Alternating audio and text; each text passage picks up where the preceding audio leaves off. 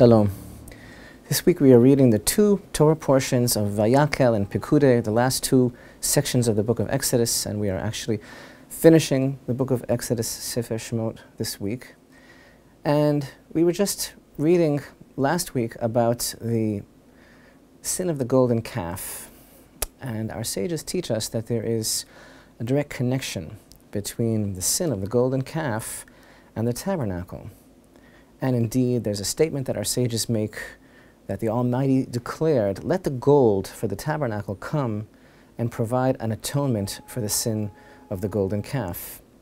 So we have to explore exactly what that concept means, this connection between the Mishkan, the tabernacle, and the Egel HaZahav, the sin of the golden calf. And you know, the truth is, they seem to be kind of similar, and in fact, a lot of people wonder, and they give voice to this thought. They make a mistake and they say, you know, what's really the difference between the tabernacle and the golden calf? I mean, if the whole sin of the golden calf was too much attention, too much particularity on our focus points, and we explained that the sin of the golden calf was not so much a type of rank idolatry, but too much focus on a go-between, on an intermediary, on control and having things a certain way. But here people say, well, the tabernacle is also kind of a thing. You know, it's something very specific, and God is so abstract. So what's the relationship here, really? I mean, why was, and this is really how people put this question, they put it very, very well. Well, why was the golden calf forbidden? Why is the tabernacle okay? I think this is one of the things that the sages are relating to when they say, let the gold of the tabernacle, the Almighty declared, come and bring about an atonement for the sin of the golden calf. It's as if God is saying, you know what? I understand the human condition. I understand that you have a need to focus. And you can't be so mufshat, so abstract. You need certain parameters, certain borders. You need to be able to focus your attention. Here's how I want you to do it. That wasn't a good idea. This is a good idea, because the truth is that my presence is totally all permeating. I am everywhere. But, you know, there is a way of focusing on the divine presence in the world through the template of the tabernacle, which is like a microcosm of how I relate to the whole world. And a lot of this, of course, was totally dependent on a mysterious character that is now introduced to us, and that is, of course, Bitzalel, the master craftsman, artisan, architect of the tabernacle. And here in these two parshiot of Vayakhel and Pekudei, we have a summation and a very clear statement of the whole chronology and the whole cataloging of the details that were involved with the establishment of the tabernacle and everything that was involved. And we meet this character of Bitzalel, and I say he's rather mysterious. The very name Bitzalel literally means in the shadow of God. That he was either in God's shadow or perhaps God was his shadow, and actually there are interpretations that lend themselves to both readings. Let's look at these verses here in chapter 35, beginning with verse 30. Moses said to the children of Israel, see, the Lord has called by name Bitzalel, the son of Uri, the son of Hur, of the tribe of Judah. He has imbued him with the Spirit of God, with wisdom, with insight, and with knowledge, and with talent for all manner of craftsmanship, to do master weaving, to work with gold, silver, and copper, with the craft of stones for setting, and with the craft of wood, to work with every manner of thoughtful work. We put into his heart the ability to teach both him and Eliav, the son of Achisamach of the tribe of Dan, imbued them with the wisdom of heart, to do all sorts of work of a craftsman and a master worker and an embroiderer with blue, purple, and crimson wool, and linen, and of weavers, those who do every manner of work, and master weavers. So Bitzalel and Aholiav, they are men of, how is it put here? They are men of the wisdom of hearts, and they are men of tremendous insights, and they have the ability to just manipulate every type of earthly wisdom and craftsmanship into this celestial pattern, into this template, this microcosm, which is now going to be the kosher balance in the human elements, the kosher balance to what was the debacle of the golden calf here God says, okay, you need to know that I am in this world with you all the time. Here's how I want you to do it. And again, our sages had stated, let the gold of the tabernacle come and provide an atonement, which again always means a realignment, a fixing, a proper proportion, an atonement for the sin of the golden calf. So what was it about these men? They had this wisdom of heart, this talent to be able to basically manipulate the forces of creation in such a kosher way that God would be pleased and that man would be able to focus in this world on the fact that we are always with God in our midst. I think it's very compelling and very unusual, this usage of the verse here. Moses said to the children of Israel, see. It's very unusual. The Lord has called by name B'Tzalel.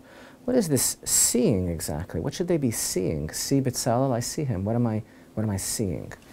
Here we have a very, very interesting idea here that's expressed by some of our great sages, that some of the people of Israel, they had a hard time understanding. What do you mean the gold of the tabernacle is going to atone for the gold of the sin that we participated in? Maybe God doesn't really forgive us. Maybe we can't undo this mess. How can we get ourselves out of this?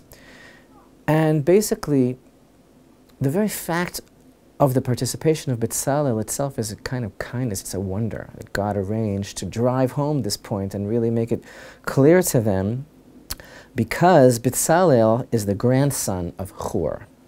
And Hur, our sages teach us, was actually killed by the irate Israelites because he would not cooperate with their harebrained scheme under the influence of the mixed multitude to make the golden calf.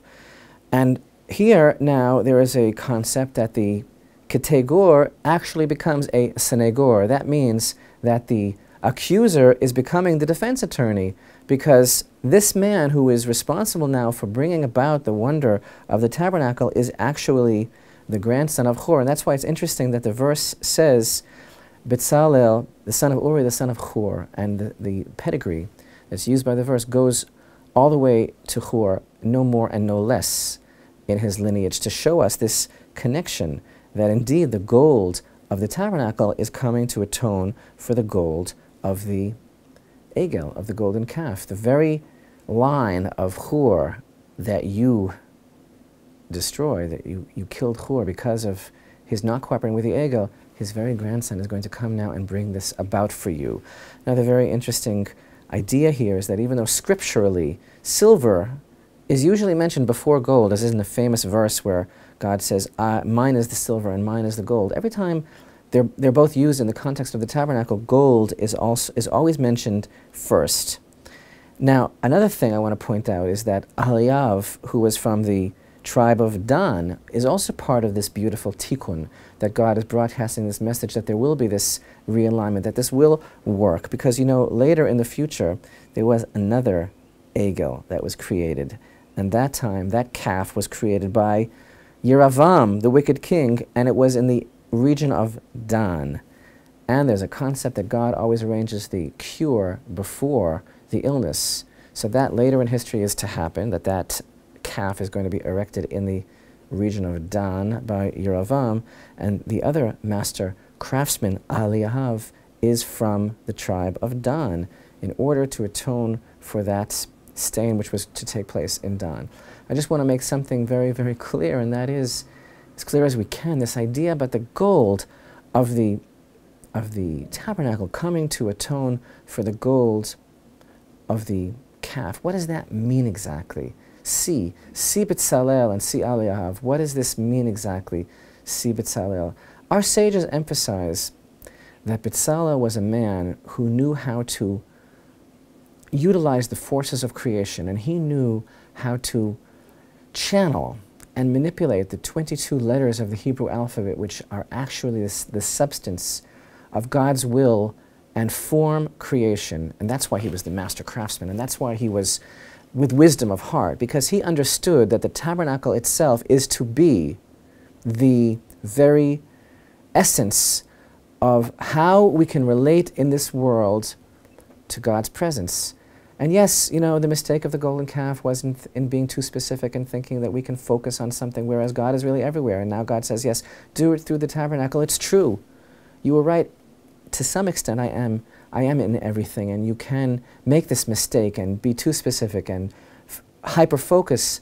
You know what? The wisdom of B'Tzalel and the shadow of God was such that he was able to focus the divine energy of creation of those 22 letters and bring it to a place in the tabernacle which would be reflective of how God really brought forth all of creation, how he really is everywhere, and how really he can be found everywhere. And that is the idea of let the gold of the tabernacle come and atone for the gold of the calf, that yes, I am in nature, I am everywhere, so there is a way of being able to, a kosher way of being able to navigate through that and understand that my presence is everywhere, permeates everything, and is around everything, but yet don't hyper-focus. Don't think that you've gotten to the bottom of things. Don't pin me down. Don't label me.